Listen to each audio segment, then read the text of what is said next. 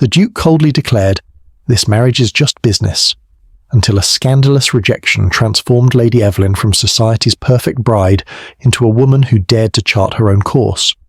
What happens when a woman discovers that her greatest humiliation might actually be her path to freedom? Lady Evelyn stood by the tall window in her father's big house in London. She watched fancy carriages stop in front of their home, one after another. The orange glow of sunset made her cream-coloured dress shine. The diamonds around her neck sparkled in the light. These same jewels had been worn by many Blackwood brides before her. "You look just like a future duchess should," her mother said, fixing the lace on Evelyn's sleeve. "The Duke of Westmoreland is very lucky," Evelyn smiled politely. "So am I, mother." Everyone said this match was perfect.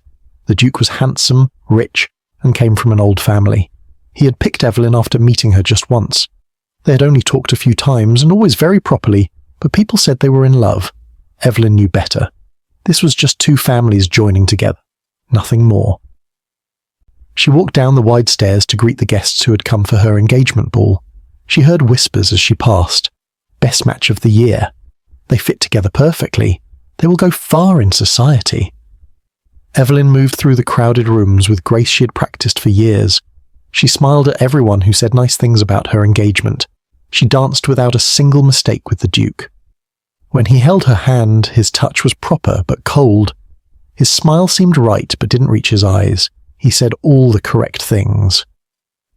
"We will make an excellent pair," he told her as they danced around the room. "People know you are smart and proper. That will help our position in society." The ballroom was filled with flowers that cost more than what most people earned in a month. The music from the 20-piece orchestra floated through the air. 50 servants carried silver trays with tiny bites of food and glasses of bubbling drinks. Everything was perfect, just as the Blackwood family had planned for their only daughter's big night. Later, Evelyn sat in her room while her maid brushed her hair 100 strokes, just as she did every night. In the mirror, she saw a young woman who had done everything right. She had learned to play the piano, speak French, dance every dance, and say just the right things to important people. Now she would be a duchess, just as her parents had hoped. "Are you happy, my lady?" her maid asked. Evelyn paused. Was she happy? Did it matter? "I am satisfied with my future," she answered carefully. The next morning, Evelyn joined her mother in the drawing room to look at fabric samples for her wedding dress. They needed something grand enough for the ceremony at St. Paul's Cathedral, where 500 guests would watch her become a duchess. "The wedding will be the event of the season," her mother said, holding up a piece of silk that cost more than a farmer earned in a year. "Everyone who matters will be there." "Yes, mother," Evelyn said, though she felt a small knot in her stomach. She pushed the feeling away. This was what she had been raised for. That afternoon the Duke came to call. He stood stiffly in their front room, his hat in his hands. He was handsome in a cold way, like a statue. His clothes were perfect. His face showed no real feelings. "Lady Evelyn," he said with a small bow, "I trust the wedding plans are moving forward." "Yes, Your Grace," she replied. "Mother has ordered flowers from 6 different countries." He nodded. "Good. A proper display is important." They sat in the garden and talked about the weather, about people they knew, about his big house in the country. Not once did he ask what she thought or felt about anything that mattered. Not once did his eyes show warmth. As he was leaving, he paused. "I should mention that we will host the Prime Minister next month. After we are married, of course, you will need to prepare to be a proper hostess." "I understand my duties, Your Grace," she said. "Excellent. This marriage is a serious matter. Our families have much to gain." He put on his hat. "I shall see you at Lady Pembroke's dinner tomorrow." That night, Evelyn wrote in her small diary, hidden in her desk drawer. 3 weeks until the wedding. Mother says I am lucky. Father says the Duke's family connections will help him in business. The Duke says I will make a proper duchess. No one asks if I want this life. She closed the diary and looked out her window at the dark London sky. The stars were hard to see through the city smoke. She remembered summers at their country house, where the stars filled the night sky. When she was little, she would make wishes on those stars. She had stopped wishing years ago. The next week, Evelyn stood still as 5 seamstresses worked on her wedding dress. The white silk came from China. The lace was made by old women in Belgium who worked by candlelight because the fine threads needed dim light to be seen properly. The dress would weigh 15 pounds when finished. "You will be the most beautiful bride London has seen in a decade," the head seamstress said. Evelyn nodded. The dress was beautiful, but as she looked in the mirror, she wondered if anyone would see her inside all that silk and lace, or would they just see the future Duchess of Westmoreland? A perfect match, a proper lady, a good investment for two families. "Is something wrong, my lady?" asked the seamstress. Evelyn straightened her back and lifted her chin. "Nothing at all," she said. "Everything is exactly as it should be." 3 days before the wedding, Evelyn sat in her father's study. The room smelled of leather books and pipe smoke. Outside, rain tapped against the windows like tiny fingers. Her father opened a letter that had just arrived. It had a red wax seal with the Duke's family mark pressed into it. "Impossible," her father whispered. His face turned white, like all the blood had drained away. "What is it, father?" Evelyn asked. Her heart beat faster. Something was very wrong. Her father's hands shook as he handed her the letter. The Duke's handwriting was sharp and clear, like the man himself. "I must withdraw my offer of marriage," the Duke had written. "My money man has found that the Blackwood family lands are all in debt. You pretend to be rich, but it is all false. I have no interest in a wife who brings no money. This marriage is just business, and I do not make bad deals." Evelyn felt like the floor had dropped away under her feet. "He is ending our engagement because we have no money." Her father couldn't look her in the eye. "The Duke is right. Our money is gone. I kept it secret, hoping for a good marriage for you to save us." By that night, everyone in London knew. The news spread faster than fire. The Duke had ended the engagement to Lady Evelyn Blackwood because her family was poor. The wedding that was to have 500 guests, 12 cakes, and 20 white horses pulling carriages would not happen. Evelyn didn't sleep that night. She sat by her window watching the rain fall on the dark streets. She felt empty inside, like someone had scooped out all her feelings and left nothing but a hollow space. The next morning, as Evelyn picked at her breakfast, not eating a bite, there was a knock at the door, then another, and another. All day, messengers came to their house. They brought back the wedding gifts that people had sent. Beautiful silver trays, crystal glasses, fine linens, all returned with short notes. "We cannot keep these now," her mother said, tears running down her face as she put the gifts in a big pile. "It is over." By afternoon, more notes arrived. People who had invited the Blackwoods to balls and dinners and garden parties now wrote to say perhaps it would be better if they didn't come. Friends who had visited every week suddenly remembered they would be out of town. The world that had welcomed Evelyn now closed its doors. "We are ruined," her mother wept, falling onto the sofa in the drawing room. "No one will receive us. No one will marry you. We are utterly ruined." That evening, Evelyn went to her room and pulled out her trunk. She began to fold dresses and put them inside. Not the fancy ball gowns or the expensive day dresses, but simple things she could wear in the country. She only packed one trunk, though she had 7 large wardrobes full of clothes. Her maid watched with sad eyes. "Where will you go, my lady?" "I have written to my Aunt Josephine in Cornwall," Evelyn said, her voice steady even though her hands trembled. "She has invited me to stay with her for a while." When she told her parents at dinner, her mother nearly fainted. "Josephine? That odd woman who reads too many books and never married?" Her mother gasped. "What will people say?" Evelyn put down her fork. She hadn't eaten more than 3 bites. "They have said quite enough already, don't you think?" Her father looked old and tired. The proud man who had walked through London like he owned it now seemed small. "Perhaps it is for the best, Evelyn. London will be hard for you now." The next morning, Evelyn stood in the front hall with her one trunk. She wore a plain brown travelling dress and a hat with no decorations. No fine carriage waited for her, just a hired cab. The servants lined up to say goodbye, some wiping tears from their eyes. "Will you come back, my lady?" asked her maid. Evelyn touched the girl's hand. "I don't know." The hardest part was saying goodbye to her mother, who couldn't stop crying. "My poor child, all our dreams gone like smoke." "They were your dreams, mother," Evelyn said softly. "I'm not sure they were ever mine." Her father handed her a small bag of money. "It's not much. It's all I could gather." The cab ride through London streets felt strange. Just a week ago, people would stop and bow when her family carriage passed. Now no one looked at the plain cab with the young woman inside. Evelyn watched the grand houses roll by. She had been in all of them, dancing and laughing and playing her part in society. Now those doors were closed to her. At the train station, people rushed all around, carrying bags and calling to each other. No one noticed Evelyn as she bought her ticket for the long ride to Cornwall. No servant carried her bag. No footman helped her onto the train. She struggled with the heavy trunk, finally getting help from a kind old man who didn't know who she was. On the train, Evelyn sat by the window and watched as London disappeared behind her. The city where she had been raised to shine in society. The city where she had almost become a duchess. The city that had turned its back on her when the money was gone. A woman across from her was reading a newspaper.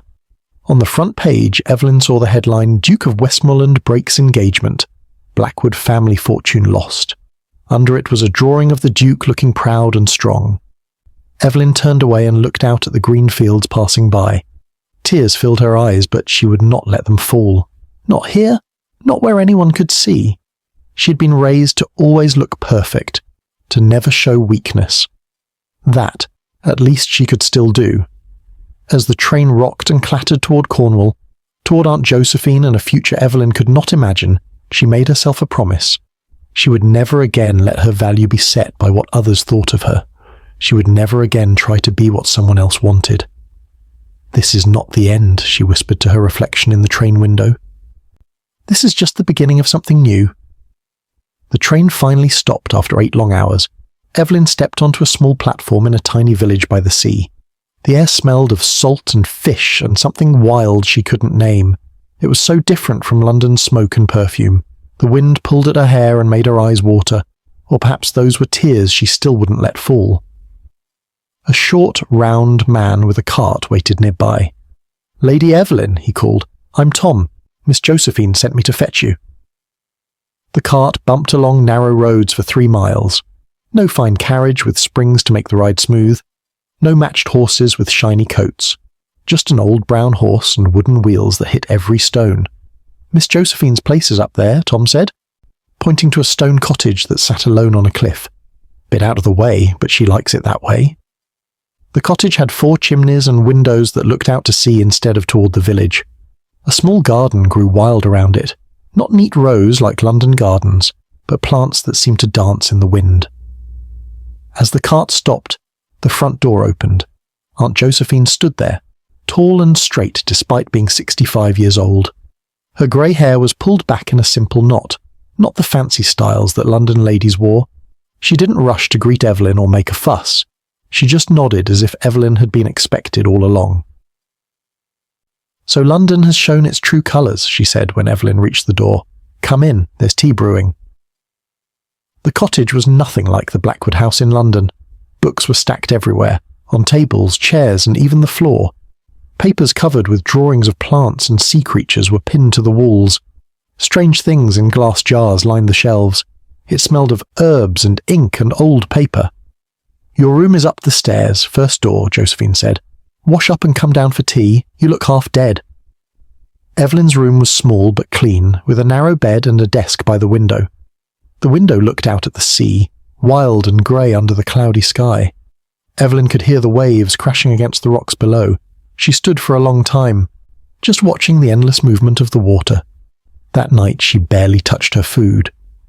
Aunt Josephine didn't try to make her eat or talk.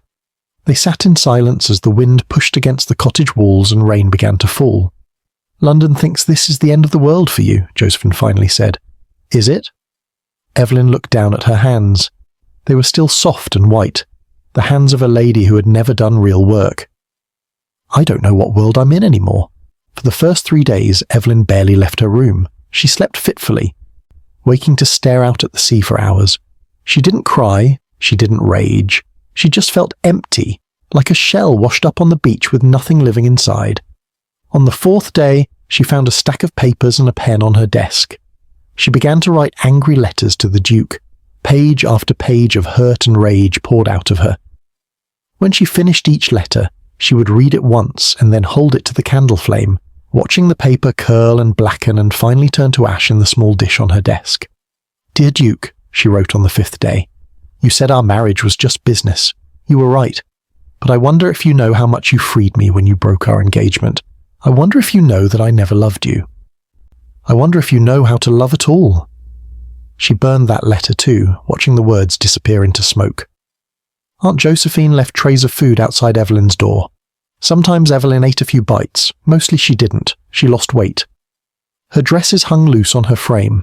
Dark circles formed under her eyes from lack of sleep. When she looked in the small mirror on her wall, she hardly knew the pale, thin face that looked back. After a week, Josephine started leaving books outside Evelyn's door along with the food. Not the kind of books that filled the Blackwood Library in London. No love poems or pretty stories about perfect ladies finding perfect husbands. These were books about science and nature. Books about women who had travelled to far places alone. Books about the stars and the sea and the tiny creatures that lived in tide pools. At first, Evelyn just stacked the books on her desk, not opening them. But one rainy afternoon in her second week, with nothing to do but watch the grey sea and the grey sky meet at the horizon, she picked up a book about sea creatures. The drawings inside were beautiful and strange. She found herself reading until the light faded and she had to light a candle. By the third week, Evelyn had started to come down for breakfast. She and Josephine would eat in silence, but it was a different kind of silence now. Not the heavy silence of those first days, but a quiet that felt almost peaceful. One morning, as rain lashed against the windows, Evelyn finally asked the question that had been in her mind for weeks. "Who am I now?" she said softly, looking down at her tea. Aunt Josephine looked at her with sharp eyes. "Who were you before?" Evelyn thought about it. "I was the daughter of Lord Blackwood. I was going to be the Duchess of Westmoreland. I was what everyone expected me to be." "And who are you when all that is stripped away?" Evelyn had no answer. That night, she stood at her window as a storm raged over the sea. The waves crashed against the cliffs with such force that spray flew up 30 feet into the air. Lightning split the sky, showing the wild water for brief, bright moments before darkness swallowed it again. "I am like that sea," Evelyn thought. "There's a storm inside me too." She began to write again, but not letters to the Duke. This time she wrote about herself, about the girl who had learned to be perfect because perfection was what was expected. About the young woman who had agreed to marry a man she didn't love because that was what a proper lady did. About the broken person who now stood alone, watching a storm and feeling something stir inside her that had been asleep for a long time. As the fourth week began, Evelyn started to walk along the cliff top. At first just short walks, her legs weak from weeks of sitting still, then longer ones, as her strength slowly returned. The wind was always there, pushing against her, making her work to stay upright. Sometimes she thought about just letting it push her over the edge, down to the rocks and the hungry sea below. But she didn't. Each day she walked a little further. Each day she breathed the clean, salt air a little deeper. Each day she felt a little more alive. Aunt Josephine watched but said nothing. She left more books. Books about women who had lost everything but found new lives. Books about healing and growing and changing. At the end of the fourth week, Evelyn found a small notebook and pencils on her desk. The notebook was filled with blank pages waiting. That afternoon she took the notebook on her walk. She sat on a rock and tried to draw the seabirds that wheeled and cried above the water. Her first attempts were awful, stiff. Awkward things that looked nothing like the graceful birds. But she kept trying. The next day she tried again, and the next. At night she would sit by her window and write in the notebook. Not about the Duke or London or what she'd lost. She wrote about the sea and the sky and the birds. She wrote about the wild beauty of this place that was nothing like the tame gardens and parks of London. She wrote about the growing feeling inside her that perhaps her life wasn't over after all. Perhaps it was just beginning. "Who am I now?" she asked herself again one night, 5 weeks after her arrival. The answer didn't come in words. It came in the feeling of pencil on paper as she drew. It came in the ache of her legs after a long walk. It came in the taste of salt on her lips from the sea spray. It came in the quiet moments with Aunt Josephine, when they sat reading by the fire, and the silence between them felt like understanding. She wasn't Lady Evelyn Blackwood anymore, the perfect society girl who was going to be a duchess. She wasn't sure yet who she was becoming, but for the first time, she was curious to find out. 6 weeks after Evelyn arrived at the cottage, Aunt Josephine knocked on her bedroom door at dawn. The sun was just starting to peek over the sea, turning the water from black to deep blue. Evelyn was already awake, watching the light change from her window seat. "Enough wallowing," Josephine announced, pushing the door open without waiting for an answer. She pulled back the curtains all the way, letting the early morning light flood the room. "The tide pools are full after last night's storm. I need an assistant." Evelyn blinked in the bright light. "An assistant? For what?" "For my work, of course," Josephine said, as if it should have been clear. "Get dressed. Wear something you don't mind getting wet, and bring that notebook of yours." 10 minutes later, Evelyn followed her aunt down a narrow path cut into the side of the cliff. It wound down to a small rocky beach. The path was steep and slippery. Twice Evelyn nearly fell. In London, she had never climbed anything steeper than the stairs in her family's house. At the bottom, tide pools filled the rocks like tiny seas trapped in stone cups. The storm had washed in all sorts of sea life. Tiny fish darted in the clear water. Green and purple seaweed waved like underwater forests. Small snails with shells of many colours clung to the rocks. Josephine handed Evelyn a wooden bucket and some glass jars. "We're collecting specimens. Look for anything unusual." For hours they worked in the tide pools. Josephine showed Evelyn how to carefully pick up tiny sea stars no bigger than her fingernail. She taught her the names of 20 different kinds of seaweed. She pointed out the difference between common snails and rare ones. Evelyn's fine hands, once only used for playing the piano and doing fancy needlework, now got cold and wet and slightly cut from the sharp edges of shells. But she didn't mind. For the first time in weeks, she was too busy to think about London or the Duke or her ruined life. When the tide started to come in, washing over the lowest pools, Josephine called out, "Time to go. Bring what you found." Back at the cottage, Josephine led Evelyn to a room Evelyn had never entered before. It was at the back of the house with 3 big windows that let in lots of light. Inside, the room was like nothing Evelyn had ever seen. Maps covered one wall, maps of coastlines and ocean floors and strange underwater mountains. Glass cases held shells arranged by size and type. Dried sea plants were pressed between sheets of glass, showing their delicate shapes. A big table in the centre of the room held a microscope and jars of tiny sea creatures floating in clear liquid. "This is my study," Josephine said. She moved some papers off a chair so Evelyn could sit. "Or my laboratory. Call it what you like." Evelyn looked around in wonder. The room was messy, but in a way that seemed full of life and work. Papers covered every surface, some with beautiful drawings of sea creatures, others with notes in Josephine's small, neat writing. On a desk by the window lay a stack of letters. Evelyn could see they were addressed to Dr. Josephine Blackwood, Fellow of the Royal Society of Edinburgh. "You're a doctor?" Evelyn asked, surprised. "Not the kind that fixes people," Josephine said. "The kind that studies things. The sea, mostly." She handed Evelyn a magnifying glass. "Now let's see what we found today." That afternoon, Evelyn learned more than she had in a year of lessons with her London tutors. Josephine showed her how to look at tiny sea creatures under the microscope. She taught her how to measure shells and record their sizes in a big leather book. She showed her how to press seaweed between pieces of paper so it would dry flat and keep its shape. Society's opinions are like sea foam, Josephine told her as they worked, frothy, pretty, and quick to disappear. Evelyn thought about that as she carefully drew a tiny snail shell in her notebook. In London, everyone had said the Duke was a fine man and she was lucky to marry him. Now they probably said she was foolish or her family dishonest. None of it was true, none of it mattered here, with the sea just outside and real work to do with her hands. Over the next days, Evelyn fell into a new pattern. Mornings were for collecting, walking the beach at low tide, climbing down to hidden coves, even sometimes going out in a small boat with Tom to drag nets through the deeper water. Afternoons were for studying what they found.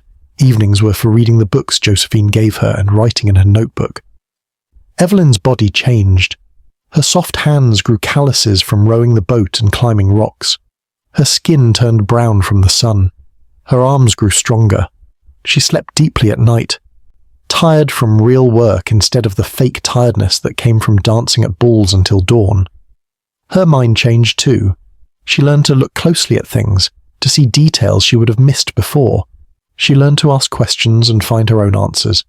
She learned that there were many ways to live a life, not just the one way she had been taught in London. One morning, as they cleaned their collecting jars, Josephine asked, "Do you miss it? Your old life?" Evelyn thought for a moment. "I miss some people. My maid was kind to me. The gardener used to save the prettiest flowers for my room." She wiped a jar dry with a cloth. "But the rest, the parties and the gossip and the endless worry about what everyone thought? No, I don't miss that at all." 2 months after Evelyn arrived, Josephine showed her a new project. She was working on a book about the sea life of the Cornwall coast. The book needed many drawings of the creatures they found. "I've been doing the drawings myself," Josephine said, showing Evelyn a stack of papers. "But my eyes aren't what they used to be, and my hands shake sometimes." The drawings were beautiful, detailed pictures of shells and seaweed and tiny animals. But Evelyn could see that some of the recent ones were less clear, the lines a bit shaky. "I could help," Evelyn offered. "I've been practicing drawing in my notebook." Josephine looked doubtful. "These need to be very exact, scientific drawings, not just pretty pictures." "Let me try," Evelyn said. That afternoon, she sat at the desk by the window and drew a sea star they had found that morning. She measured each arm and made sure they were the right length compared to each other. She counted the tiny bumps on the star's skin and drew each one. She mixed a bit of red and yellow paint to get the exact orange colour of the star. When she finished, she showed the drawing to Josephine. Her aunt looked at it for a long time, then at the real sea star they had collected, then back at the drawing. "You've a true eye," Josephine finally said. "Far too good for drawing room talents." After that, Evelyn became Josephine's official artist. Every day she drew the things they found. She learned to use a special kind of paper that wouldn't curl when it got wet from the paint. She learned to mix colours to match exactly what they saw. She learned to use the microscope to see the tiny parts of sea creatures that couldn't be seen with just eyes. "Your father should have sent you to school," Josephine said one day as she looked at Evelyn's drawing of a crab. "You might have been a real scientist." "Women don't go to university," Evelyn said. That's what she had always been told. "Nonsense," Josephine snorted. "I did, in Edinburgh. There were 6 of us women in a class of 100 men. Hard work, but worth it." Evelyn stared at her aunt in surprise. No one in the family ever talked about Josephine going to university. They just called her the odd one, or poor Josephine who never married. "Is that why you never married?" Evelyn asked. "Because you went to university instead?" Josephine laughed.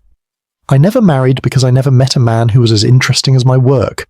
They all wanted me to give up my studies and keep house. I'd rather keep my freedom." That night, Evelyn lay awake thinking about what her aunt had said. Freedom. Was that what she had now? It didn't feel like the freedom she had imagined when she was younger, having her own house to run, giving parties, buying pretty dresses without asking her mother first. But maybe it was something better. The freedom to learn, to grow, to find out who she really was when no one was telling her who to be. For the first time since coming to Cornwall, Evelyn fell asleep with a smile on her face. 3 months after Evelyn came to the Clifftop cottage, a letter arrived from the village. It was written on thick cream paper with a fancy seal at the bottom. Josephine read it at breakfast and passed it to Evelyn. "The village is having an assembly next week," she said. "I've been asked to show my work on sea creatures. They want me to talk about what I've found this year." Evelyn read the letter. It was from the head of the village science group, asking Aunt Josephine to bring her drawings and specimens to the town hall. People from nearby villages would come to see what local scientists had discovered. "Will you go?" Evelyn asked, passing the letter back. Josephine took a bite of toast. "I always do. Knowledge should be shared, not locked up in books that no one reads." She looked at Evelyn over her teacup. "You should come too." Evelyn's heart jumped in her chest. She hadn't seen anyone except Josephine, Tom, and a few fishermen since coming to Cornwall. The thought of a room full of people made her hands shake. "I cannot face people," she said, putting down her spoon. The porridge in her bowl suddenly looked like glue. Josephine snorted. "Nonsense. These are not your London peacocks strutting around in fancy clothes and judging everyone. These are farmers and fishermen and local doctors. They care more about the weather than about who's marrying whom." All week, Evelyn helped get ready for the assembly. They picked the best specimens to show: shells arranged by type, seaweed pressed between glass, tiny sea creatures in clear liquid in glass jars. They chose 20 of the best drawings Evelyn had made showing different sea animals and plants. The night before the assembly, Evelyn couldn't sleep. What if someone from London was there? What if someone recognised her? What if people whispered and pointed like they did in London when someone fell from favour? When morning came, her stomach hurt. "I don't feel well," she told Josephine. "Perhaps I should stay here." Josephine was putting drawings in a flat wooden box to keep them safe. She didn't look up. "You don't feel well because you're scared. Being scared isn't a good reason not to do something important." The village hall was a one-story stone building with big windows and a red door. Inside, it was just one big room with a wooden floor. Tables lined the walls, each with someone's work displayed. An old man had rocks and crystals laid out on a blue cloth. A young woman had plants in pots labelled with their names and what they could be used for. A middle-aged man had birds' nests and feathers arranged by size. Josephine's table was at the far end. Tom had brought their boxes earlier. Now Evelyn helped set out the shells and jars and drawings. The drawings were pinned to a big board behind the table. Evelyn made sure they were straight and spaced evenly. By noon, the hall was full of people. They moved from table to table, looking at the displays and talking to each other. Josephine stood by their table, telling anyone who would listen about the rare snail she had found last month. Evelyn stood back, trying to be invisible. Her palms were sweaty and her mouth felt dry. An old woman stopped to look at the drawings. "These are very good," she said to Josephine. "Your work?" "My niece," Josephine said, nodding at Evelyn. "She has a better eye than I do these days." The woman smiled at Evelyn. She didn't look shocked or pitying or cruel. She just looked interested. "You have a talent, my dear." All afternoon, people came to look at their display. No one seemed to know who Evelyn was or care about her past. They asked about the sea creatures and the drawings. They wanted to know how deep in the water certain fish lived, or how big a rare crab might grow. Normal questions, kind questions. As the sun began to set, the crowd thinned out. Many people had a long way to travel home and needed to leave before dark. Evelyn began carefully putting the more delicate specimens back in their boxes. Her shoulders relaxed for the first time that day. She had done it. She had been around people and nothing bad had happened. "Your drawings show remarkable scientific accuracy," said a deep voice with a slight accent.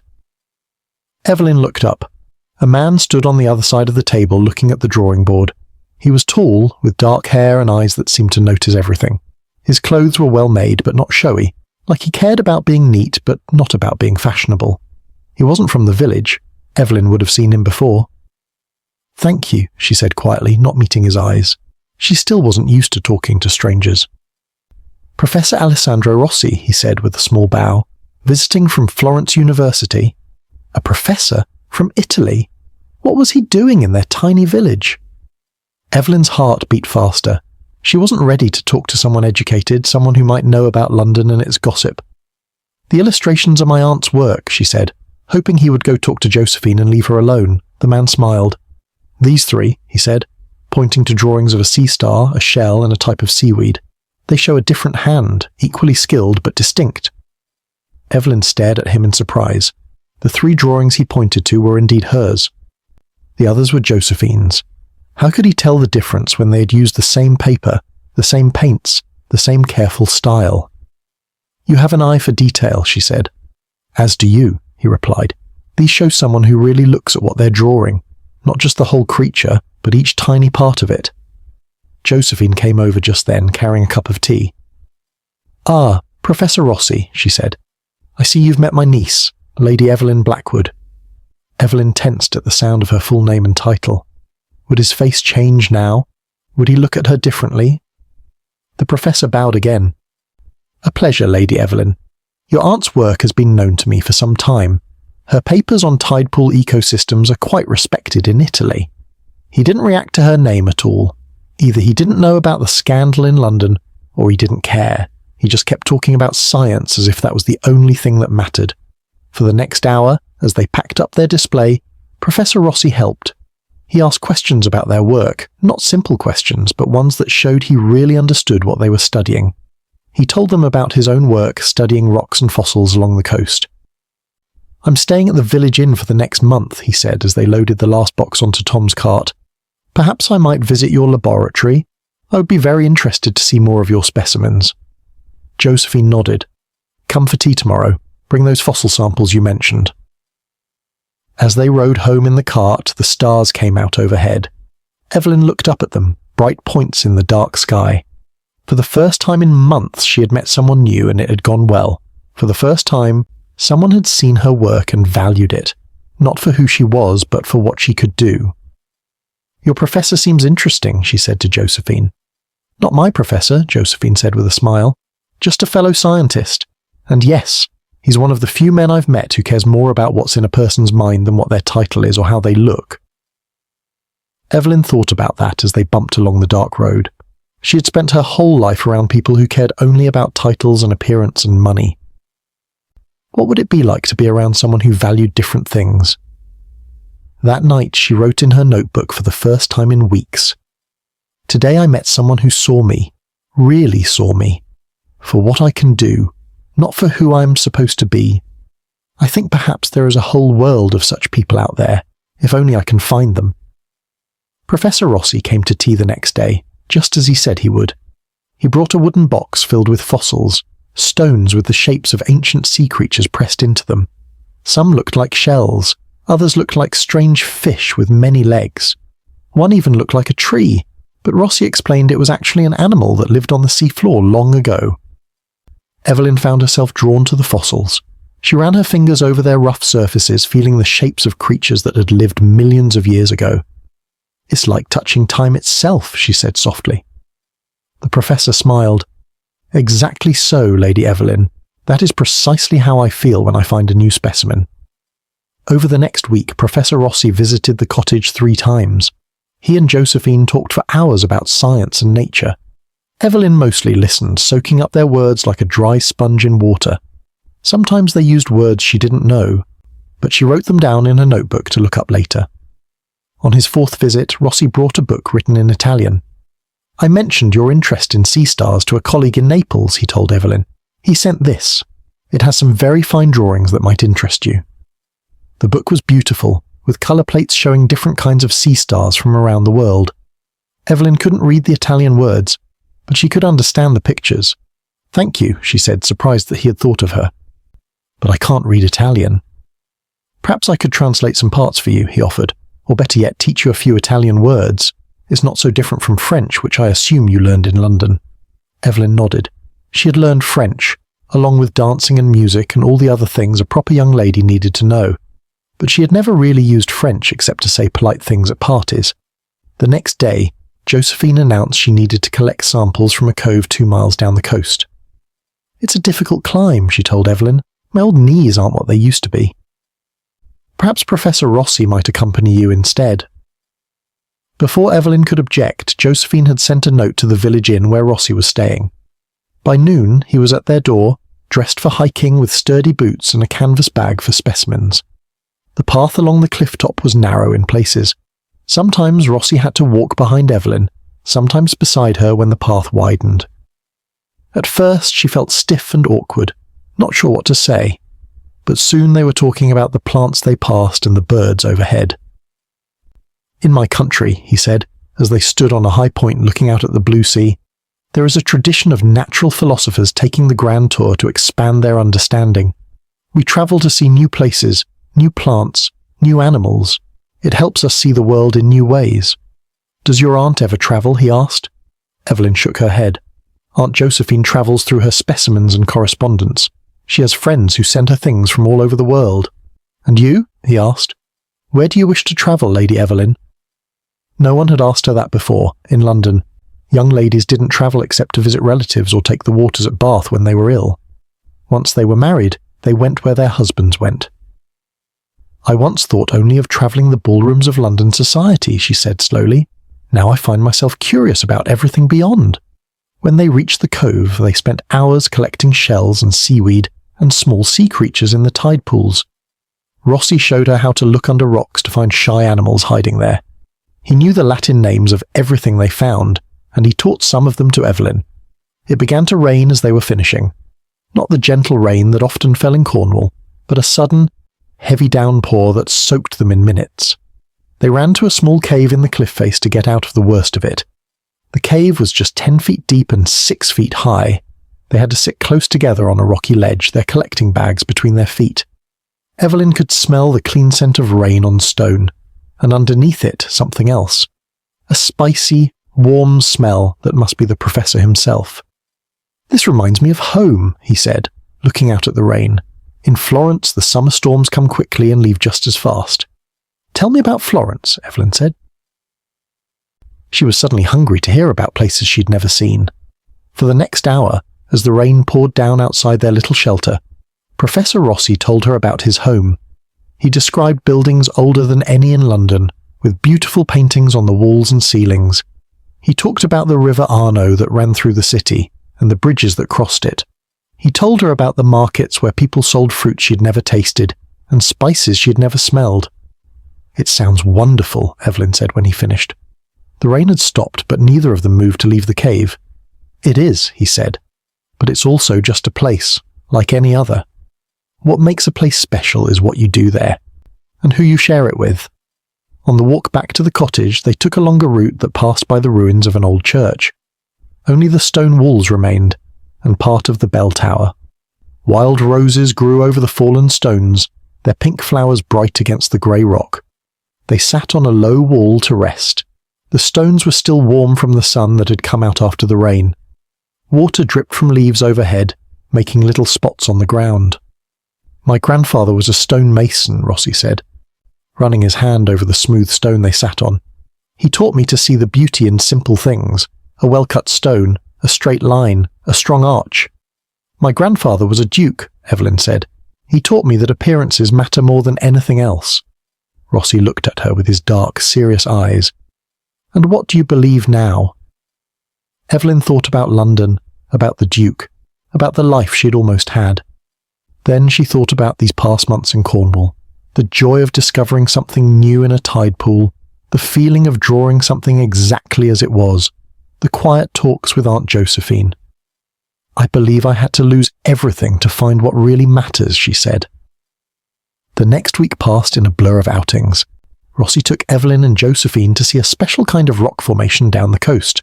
They showed him their favourite coves for finding shells. They visited an old lighthouse where the keeper let them climb to the top and look out over miles of sparkling sea. One sunny afternoon, they took a picnic to the beach. While Josephine napped on a blanket in the shade of a big rock, Evelyn and Alessandro, as she now called him, walked along the water's edge. He picked up a book from his bag, a small worn copy of something in Italian. This is Dante, he said, opening to a marked page, a very famous Italian poet. Let me read you a little. He read in a low, musical voice. The words were strange to Evelyn's ears, but beautiful. She watched his face as he read, how his eyes lit up at certain parts, how his mouth shaped each word with care. When he finished, she asked, "What does it mean?" "It's about a journey," he said. "About being lost in a dark wood and finding a guide who leads the way to light." He showed her the Italian words on the page and helped her sound them out. They laughed at her attempts, but he never made her feel foolish for trying. That evening, back at the cottage, Evelyn showed Alessandro her growing collection of drawings. Not just the scientific ones she did for Josephine's book, but others.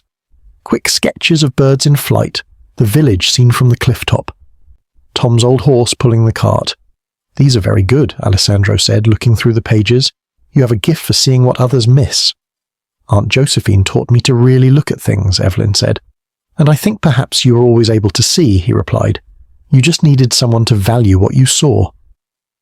Later, as she got ready for bed, Evelyn looked at herself in the small mirror on her wall. Her face was browner than it had ever been in London, where ladies carried parasols to keep their skin pale. Her hair was simpler, often tied back with a ribbon instead of arranged in a fancy style. Her eyes were brighter. "I look like myself," she thought, "not like who I was trying to be." As she climbed into bed, she realised something else. For the first time since coming to Cornwall, she was looking forward to tomorrow, not just accepting each day as it came, but actually eager to see what the new day would bring, eager to learn more, to see more, eager to see Alessandro again. 1 month after Professor Rossi first came to tea, Evelyn woke to find a letter waiting beside her breakfast plate. The paper was fine and cream-coloured. The handwriting on the front was her mother's, with its perfect looping letters. Evelyn's heart jumped to her throat.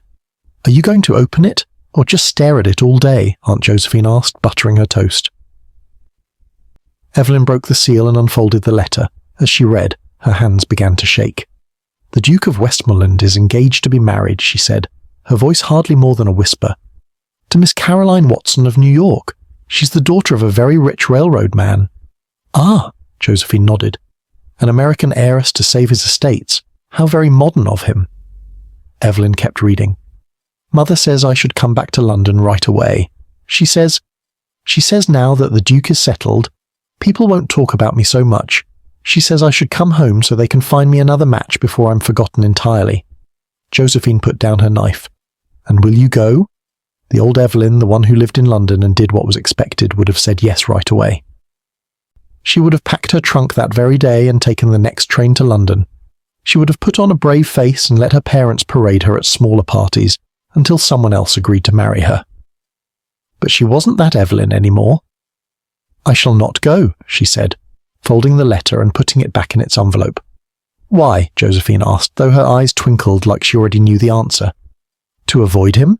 Are you still hurt by what the Duke did?" "No," Evelyn realized as she said it. "It's not that at all. I don't care about the Duke anymore. I don't even think about him most days." She looked around the cosy kitchen with its shelves of books and jars of specimens.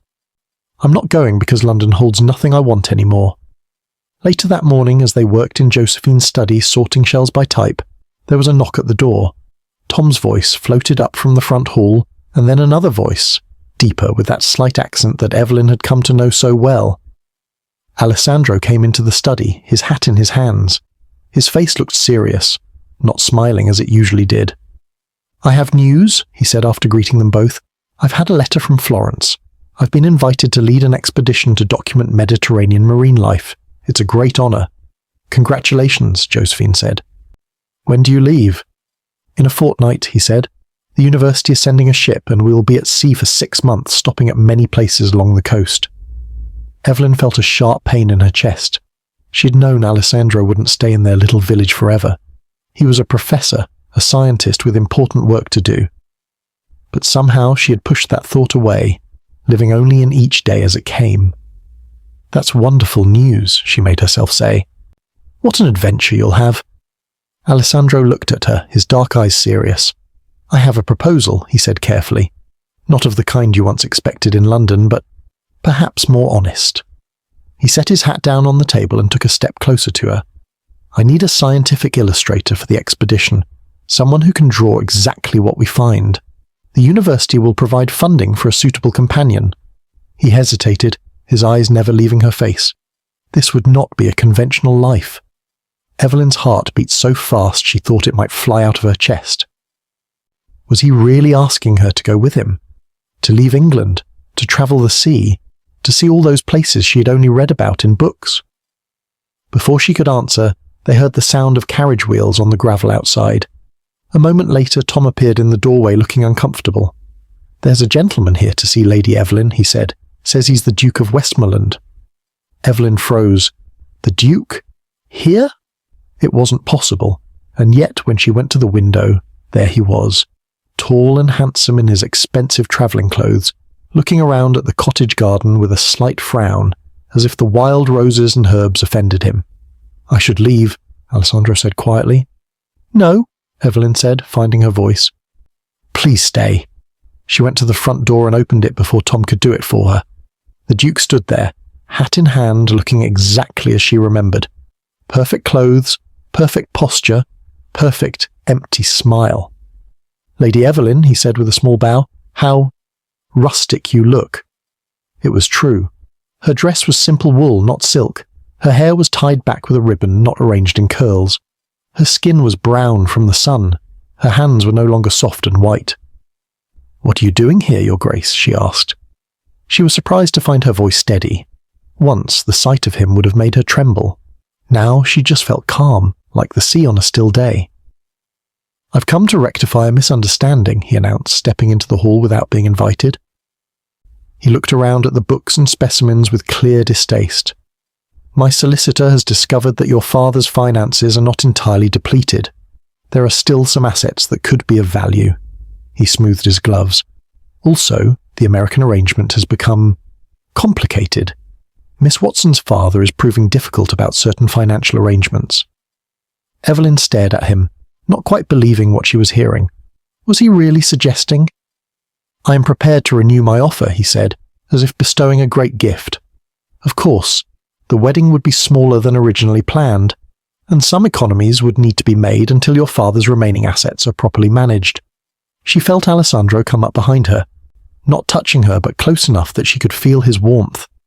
"This marriage was just business to you," she said softly, "and I find I prefer science." The Duke's face hardened. "You would refuse me for this rustic existence?" His eyes flicked to Alessandro, taking in his simple clothes and sun-browned face. Or perhaps for something even more inappropriate. "Not for this existence," Evelyn replied, feeling stronger with every word. "For one I choose myself." The Duke's mouth opened, then closed. He was not used to being refused. "You can't possibly mean to stay here forever," he said. "A woman of your breeding, your education, you're meant for society, for a proper home, for a suitable marriage." "Perhaps I was educated for the wrong things," Evelyn said. "I've learned more in 4 months here than in 20 years in London." "Your parents will be most displeased," the Duke said stiffly. They had hopes that this unfortunate situation might still be salvaged. "Then they will have to be disappointed," Evelyn said. "Just as I was when I learned that my worth to you was only in my family's money." The Duke put his hat back on his head. "I see I have wasted my time. Good day, Lady Evelyn. I doubt we shall meet again." "I doubt it as well," she agreed. "Safe travels, Your Grace." After the Duke's carriage had rolled away down the lane, Evelyn turned to find Josephine and Alessandro watching her. Josephine's face wore a proud smile. Alessandro's eyes were warm with something Evelyn was just beginning to recognize. "Well," Josephine said, "that was well handled. I'll put the kettle on, shall I?" And she disappeared into the kitchen, leaving Evelyn and Alessandro alone in the hall. "You were very brave," he said quietly. "Many women would have taken his offer." "Many women haven't seen what I've seen," Evelyn replied, "or learned what I've learned." Alessandro took her hand. His fingers were warm against hers. "And what have you learned, Lady Evelyn?" "That there are more ways to live than I ever imagined," she said. "That I can be more than just someone's wife or daughter. That my mind is worth something." His fingers tightened around hers.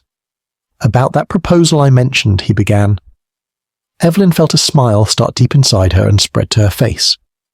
"Your proposal interests me greatly, Professor, but I have terms of my own to discuss." "Terms?" he asked, raising one eyebrow. "Yes," she said firmly.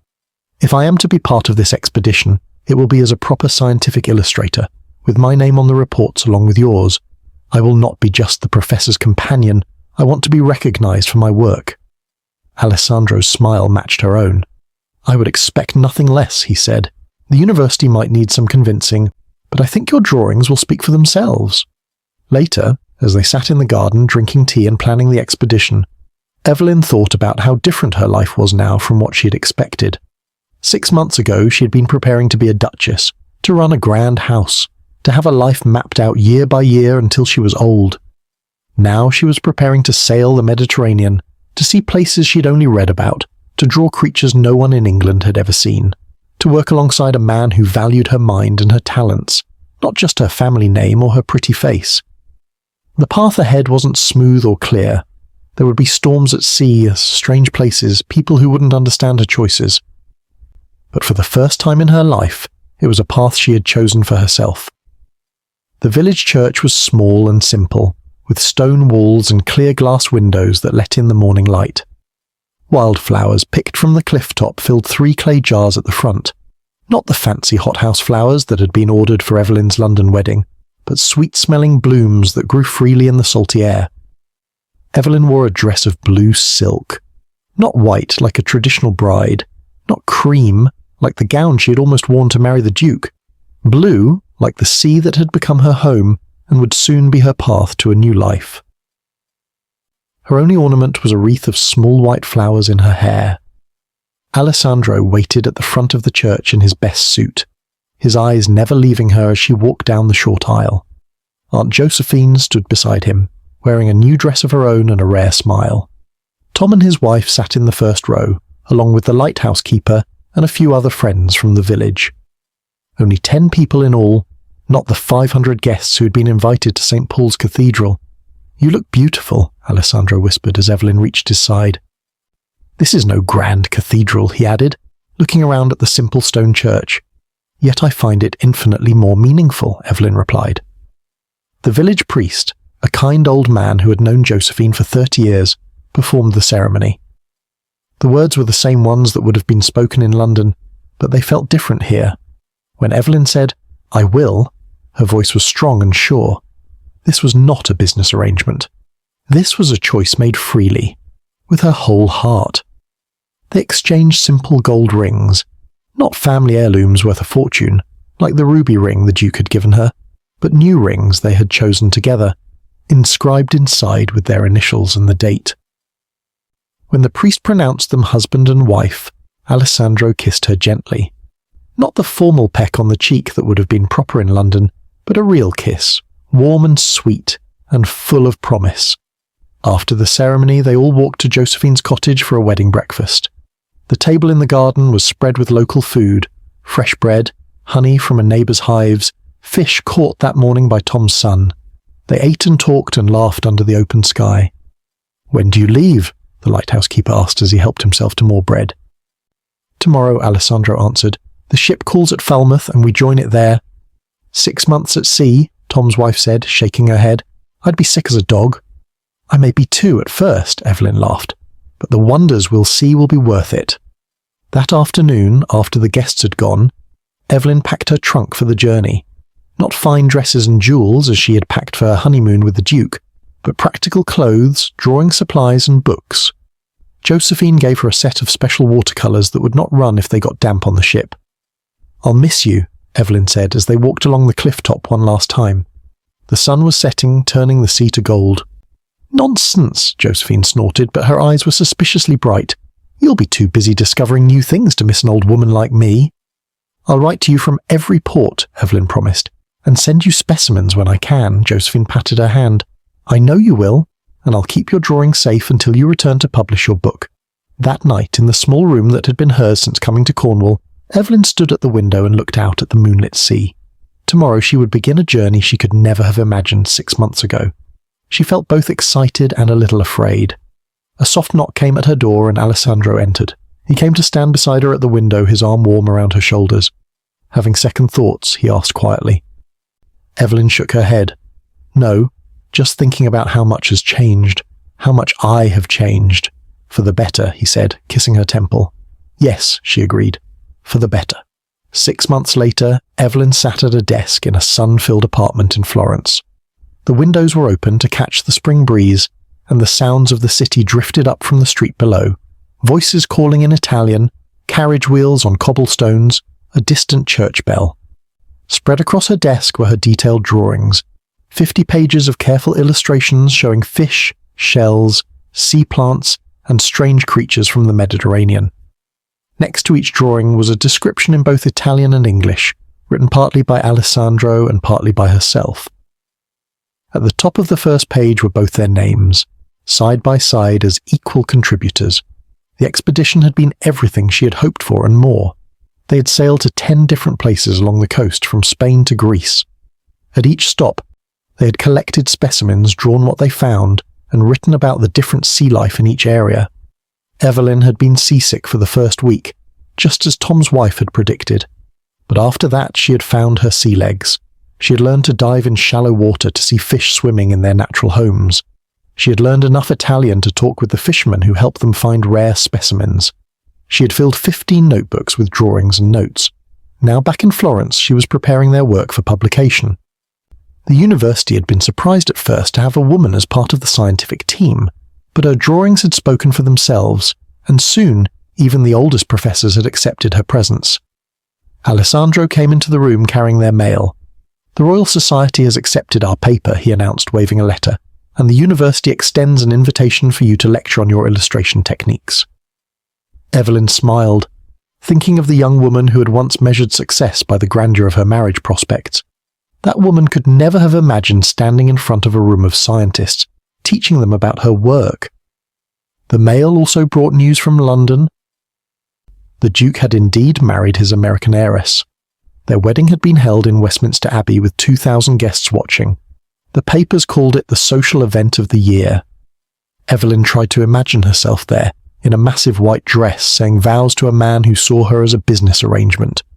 It seemed like a story about someone else, not something that had almost been her life. The London papers also reported that people still sometimes whispered about Lady Evelyn Blackwood, who had run away to the country after being jilted and then vanished entirely. Some said she had gone to a convent, others said she had thrown herself into the sea from a high cliff. No one guessed the truth, that she was living in Italy, doing work she loved, married to a man who valued her mind as much as her heart. "My greatest humiliation led to my greatest fortune," she said, taking Alessandro's hand as he sat beside her, "to discover not only love, but purpose." Alessandro lifted her hand and kissed her palm. "And what shall we discover next, my lady naturalist?" "Everything," she replied. "We shall discover everything." That evening they walked along the River Arno as the sun set. The light turned the water to fire and made the old buildings glow like gold. People nodded to them as they passed, other professors, students, shopkeepers who knew them by name. Florence was nothing like London, with its strict rules and rigid society. Here people cared more about ideas than about titles. Women could attend university lectures. Artists and scientists were valued more than lords and ladies. In this new place, Evelyn was known not as the jilted Lady Blackwood, but as Signora Rossi, the talented scientific illustrator whose drawings brought the hidden world of the sea to life. Her work hung in the university hall. Students asked her advice on how to improve their own drawings. As they crossed the old stone bridge that Alessandro had described to her that day in the rain cave, Evelyn stopped to look at the city spread out around them. Domes and towers rose above the red-tiled roofs. The mountains in the distance were turning purple in the fading light. "Are you happy here?" Alessandro asked, his arm around her waist. Evelyn thought about the word happy. It seemed too small for what she felt. In London, happy had meant having a new dress or being invited to the right party. What she felt now was deeper, a sense of being exactly where she was meant to be, doing exactly what she was meant to do, with exactly the right person beside her. "I am more than happy," she said. "I am alive." Later that night, as they lay in bed with the moonlight making patterns on the wall, Evelyn thought about the long, strange path that had brought her here. If the Duke had not broken their engagement, if her family had not lost their money, if she had not gone to Aunt Josephine in disgrace, none of this would have happened. "What are you thinking about?" Alessandro asked sleepily, his arm warm across her waist. "I'm thinking that sometimes the worst thing that happens to you leads to the best thing that could ever happen," she said. He pulled her closer. "The Italians have a saying, ogni nuvola ha una cornice d'oro. What does it mean?" "Every cloud has a golden frame," he translated. "What looks dark at first often leads to light." Evelyn smiled in the darkness. Her cloud, the scandal, the shame, the broken engagement, had indeed led her to light. Not the bright, harsh light of London ballrooms, but a warmer, more honest light. The light of discovery, of purpose, of true partnership. 6 months ago she had stood in a small village church and chosen a path no one in London would have understood. Now, as spring bloomed in Florence and new adventures waited on the horizon, she knew without doubt that she had chosen well.